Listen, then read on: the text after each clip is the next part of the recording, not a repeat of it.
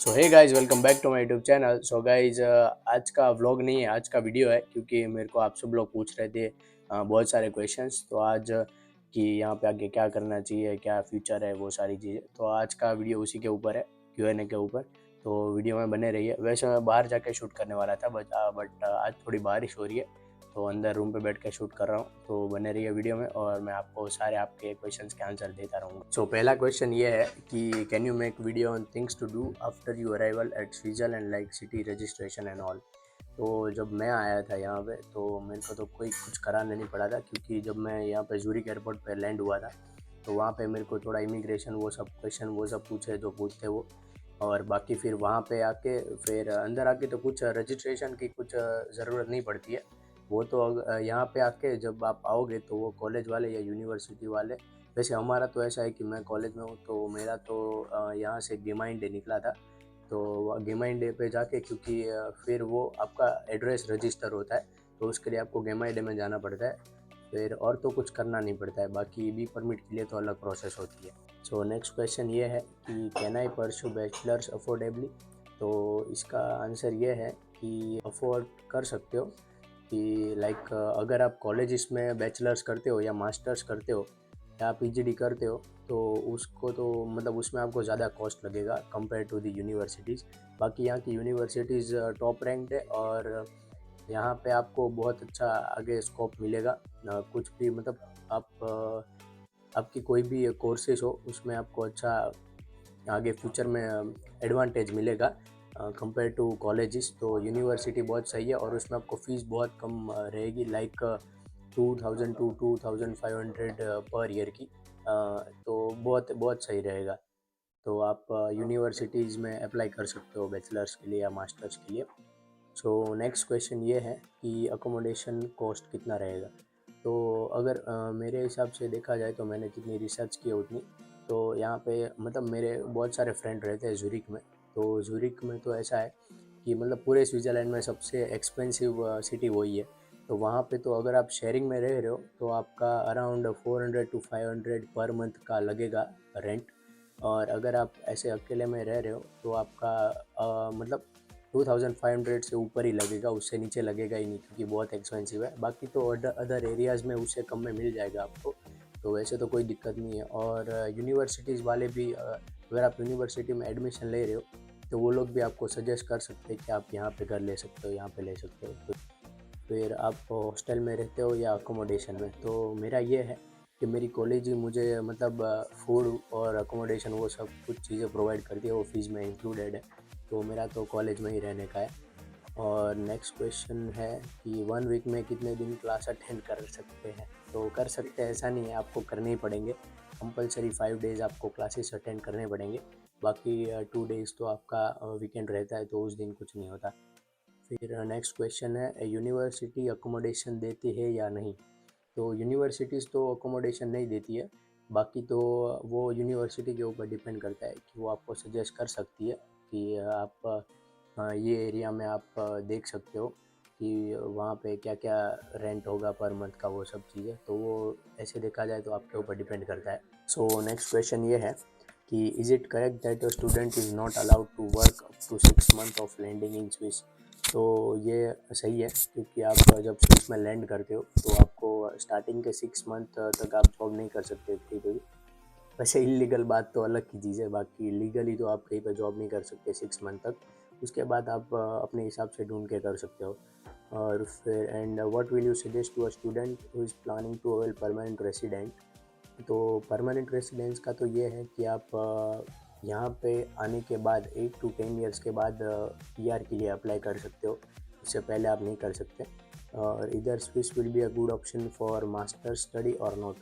तो स्विस ऐसे देखा जाए तो मतलब स्टडी के लिए तो बहुत अच्छा है, क्योंकि यहाँ पे टॉप रैंक यूनिवर्सिटीज़ है। तो आपकी स्टडी तो बहुत आराम से अच्छे से हो जाएगी, और लो कॉस्ट में होगी, तो बहुत सही है। बाकी तो अगर आपको यहाँ पे सेटल होना है, तो उसके लिए आपको टाइम देना पड़ेगा।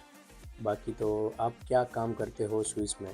तो मैं तो अभी कुछ काम नहीं करता हूँ, क्योंकि मेरा कोर्स है हॉस्पिटैलिटी मैनेजमेंट का, और मेरा ये है कि मेरा 6 मंथ स्टडी या 6 मंथ इंटर्नशिप इस टाइप का है। तो अभी तो मैं स्टडी कर रहा हूँ। फिर इंटर्नशिप में अगर जब मतलब कॉलेज वाले भी सजेस्ट करते हैं मुझे कि आप यहाँ पे जॉब के लिए अप्लाई कर सकते हो, बट आप अपने आप से भी ढूंढ सकते हो। तो फिर can I go to university after 12 year education, तो वो यूनिवर्सिटीज़ के ऊपर डिपेंडेंट रहता है कि मतलब 13 के 12+1 के बाद वो अप्लाई आप उसमें कर सकते हो, या तो 12th के बाद भी आप डायरेक्ट अप्लाई कर सकते हो। वो totally depend upon the universities.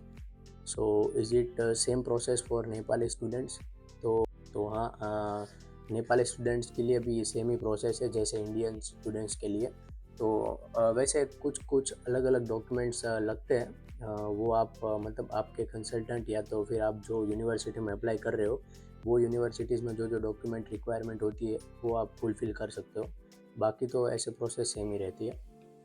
फिर ब्रो मैं 2023+2 पास हूँ और आइल्स में 6.5 बैंड है, तो मैं अप्लाई कर सकता हूँ। वीज़ा सक्सेस रेट कितना है मेरा?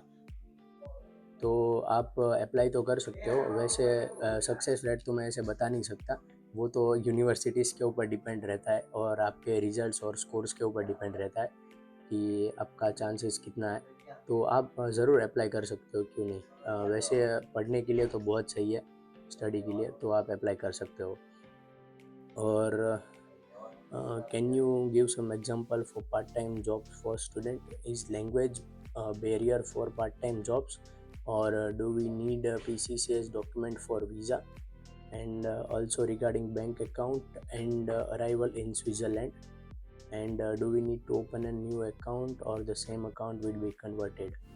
So इसमें ऐसा है कि एग्जांपल्स जॉब्स के, पार्ट टाइम जॉब्स के एग्जांपल्स लाइक आप हाउस कीपिंग कर सकते हो, फिर कैशियर की जॉब्स कर सकते हो, फिर सिक्योरिटी गार्ड की जॉब कर सकते हो, और डिलीवरी का तो कहीं पे भी है, यहाँ पे भी है, कोई भी कंट्री में जाओ आप डिलीवरी का तो ऑप्शन रहेगा ही। और टूरिस्ट गाइड भी बन सकते हो, फिर वेटर की जॉब्स लाइक कोई होटल स्टाफ, और भी बहुत सारी चीज़ें आप पार्ट टाइम में कर सकते हो। और लैंग्वेज बैरियर तो ऐसे देखा जाए तो ऐसे आपको इंग्लिश आनी चाहिए सही से, तो आप यहाँ पे यूरोपियन रेस्टोरेंट्स में या कोई भी जगह पे कर सकते हो। बाकी तो अगर आपको जर्मन आती है A2 लेवल या तो B1 लेवल तक तो बहुत सही रहेगा, आपको पार्ट टाइम जॉब्स इजीली मिल जाएगी। एंड PCC डॉक्यूमेंट तो वो सभी जगह रिक्वायर ही रहता है वीज़ा के लिए, क्योंकि पुलिस सर्टिफिकेट तो रहता ही है। एंड बैंक अकाउंट का तो ऐसा है कि आपको यहाँ पे आके एक UBS बैंक करके है स्टूडेंट अकाउंट, उसमें आप खुलवा सकते हो नहीं, आपको उसमें खुलवाना पड़ेगा। बाकी कन्वर्ट का तो कुछ ही नहीं है, तो आपको नया अकाउंट खुलवाना पड़ेगा बैंक में। और नेक्स्ट क्वेश्चन ये है कि मास्टर्स के लिए स्विट्ज़रलैंड आए तो जॉब्स के क्या स्कोप होंगे और होटल मैनेजमेंट में? तो मास्टर्स के लिए अगर आप यहाँ पे आओ तो मतलब होटल मैनेजमेंट में, तो आपको तो वैसे स्कोप्स तो बहुत रहते हैं, क्योंकि after completion of your masters course तो उसके बाद आप कोई भी मतलब आपने जहाँ पे काम किया होगा पार्ट टाइम में या तो कहीं पे, तो उनको आप बोल सकते हो वो रेस्टोरेंट वालों को कि अगर आपको मतलब उसको आपकी नीड हो, वर्क परमिट एक्सटेंड करवा सकते हैं वो। और आप फिर 7-8 साल उसके बाद निकाल लोगे तो फिर आपका आराम से मतलब PR का अप्लाई आप कर सकते हो और सेटल हो सकते हो। तो हॉस्पिटैलिटी में भी कोई दिक्कत नहीं है। बाकी वो तो टोटली डिपेंड अपॉन यू कि आप कितना पेशेंस रखते हो, उसके ऊपर डिपेंड करता है। So is proof of accommodation mandatory before applying visa? तो नहीं, अकोमोडेशन का प्रूफ मैंडेटरी नहीं है, क्योंकि वो लोग कुछ ऐसा मांगते नहीं है। वो तो यहाँ पे आके फिर आप वो तो आपके ऊपर डिपेंड करता है कि आप यहाँ पे आके ढूंढते हो या इंडिया से ही ढूंढ लेते हो। बाकी तो ऐसे कुछ मैंडेटरी नहीं है, वो तो आप यहाँ पे आके ही ढूंढ सकते हो अपना अकोमोडेशन। तो नेक्स्ट क्वेश्चन ये है कि भाई मैं फिजियोथेरापिस्ट हूँ, मास्टर्स के लिए जर्मनी या स्विट्ज़रलैंड का प्लान कर रहा हूँ, और आप क्या सजेशन दोगे? Really thankful. ओके, सो मेरा सजेशन तो ये है कि आप स्विट्ज़रलैंड चूज़ करो फिजियोथेरापिस्ट के लिए, क्योंकि जर्मनी से बेटर स्कोप यहाँ पे है, क्योंकि यहाँ पे मेडिकल का और IT का वो सारी चीज़ों का बहुत अच्छा स्कोप है। तो क्योंकि आपको अगर आपने जब अपना मास्टर्स या फिर बैचलर्स दोनों कंप्लीट कर लिया, फिर उसके बाद आप यहाँ के मतलब मेडिकल वो सारी चीज़ें उसमें आप अप्लाई कर सकते हो, और वो लोग आपको हायर भी कर लेंगे, क्योंकि यहाँ पे बहुत अच्छा है उसका। और फिर यहाँ पे अगर आप जब अपना मास्टर्स ये कोर्स में कर रहे हो तो आपको फ़ीस भी बहुत कम लगेगी एज़ कम्पेयर टू जर्मनी। और आपको जॉब के भी मतलब वैकेंसीज बहुत मिल जाएगी एज़ कम्पेयर टू जर्मनी। तो स्विट्ज़रलैंड आना वर्थ इट है फॉर द फिजियोथेरापिस्ट। और फिर नेक्स्ट क्वेश्चन है कि please provide college and universities list. तो मैं यूनिवर्सिटीज़ का लिस्ट देता हूँ क्योंकि कॉलेजेस तो इतनी यहाँ पर नहीं है। जैसे यूनिवर्सिटीज़ में आपको बहुत सारे एडवांटेज भी मिलेंगे, लाइक फ़ीस तो पहले तो फ़ीस तो बहुत कम मिलेगी और एजुकेशन भी हाई लेवल का मिलेगा। तो फिर कुछ लिस्ट है, लाइक यूनिवर्सिटी ऑफ जिनेवा है, फिर यूनिवर्सिटी ऑफ ज़ूरिक है, यूनिवर्सिटी ऑफ बर्न है, फिर ETH ज़ूरिक है, फिर EPFL ऑफ फॉर इंजीनियरिंग है, और फिर यूनिवर्सिटी ऑफ लुज़ाने है। तो ऐसे बहुत सारी यूनिवर्सिटीज़ है, बट ये सारी यूनिवर्सिटीज़ बहुत हाई रैंक्ड है, तो इसमें आप अप्लाई कर सकते हो। और फिर Switzerland free education process is true और not, and ESOP scholarship is true और not, tell me. Okay, so free तो नहीं कह सकता मैं स्विट्ज़रलैंड में स्टडी का, बट आपको स्कॉलरशिप बहुत अच्छी मिल जाएगी। वो तो टोटली डिपेंड करता है कि आपका स्कोर्स क्या है, आपके रिजल्ट्स अच्छे हैं। अगर आप पहले से मतलब पढ़ाई में बहुत अच्छे हो तो आपको आराम से स्कॉलरशिप मिल जाएगी। उसमें आप यहाँ पे आके फिर अप्लाई कर सकते हो, क्योंकि आपने एडमिशन अगर यूनिवर्सिटीज़ में ले लिया फिर उसके बाद आप स्कॉलरशिप के लिए अप्लाई कर सकते हो। तो स्कॉलरशिप सही है, बाकी फ्री एजुकेशन तो वो मतलब पॉसिबल नहीं है, बट आपको स्कॉलरशिप बहुत सही मिल जाएगी। फिर द लास्ट क्वेश्चन ये है कि स्विट्ज़रलैंड आना चाहिए या नहीं, और कितनी सैलरी मिनिमम मिलती है। तो स्विट्ज़रलैंड तो वैसे आना चाहिए, अगर आप को स्पेशल स्टडी ही करना है तो स्विट्ज़रलैंड आना बहुत वर्थ इट है, क्योंकि यहाँ पे स्टडी आपको बहुत हायर लेवल की मिलेगी, और मास्टर्स के लिए भी, बैचलर्स के लिए भी, और PhD के लिए भी। और उसके बाद अगर आपका स्कोप भी है कि आप जैसे कि IT में हो, हॉस्पिटैलिटी में हो, या फिर दूसरे कोर्सेज़ में, तो उसमें आपको आप मतलब आपका स्टडी कंप्लीट हो जाएगा, फिर उसके बाद आपको जॉब के लिए भी बहुत अपॉर्चुनिटीज़ मिलेगी, कि उसके बाद 6 मंथ आपको मिलता है एक्सटेंड। तो वो 6 मंथ में आपको अपनी जॉब ढूंढनी रहती है, और वैसे आराम से मिल जाएगी। तो वैसे तो आना वर्थ इट है अगर आप मतलब स्टडी करने के लिए ही आ रहे हो। बाकी अगर खाली सेटल होने के लिए आ रहे हो और कोई भी कॉलेज जिसमें आपने मतलब एडमिशन ले लिया, तो थोड़ा हार्ड रहेगा। बाकी स्विट्ज़रलैंड आना ऐसे वर्थ इट है।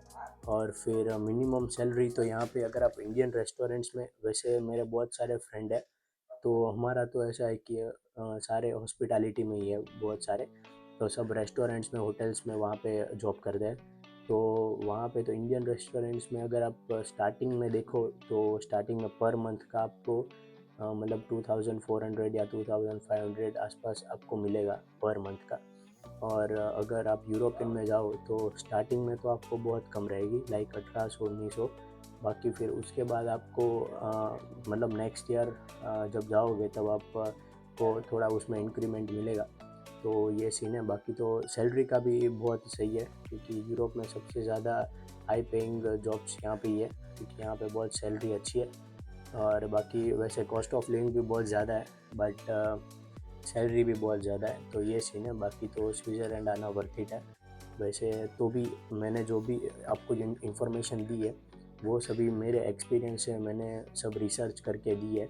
बाकी तो मैं आपको रिकमेंड यही करूँगा कि आप अगर यहाँ पे आओ तो उससे पहले सारी अपने आप खुद से रिसर्च करके आओ, सारी चीज़ें जानकारी लेके आओ, फिर ही यहाँ पे आना।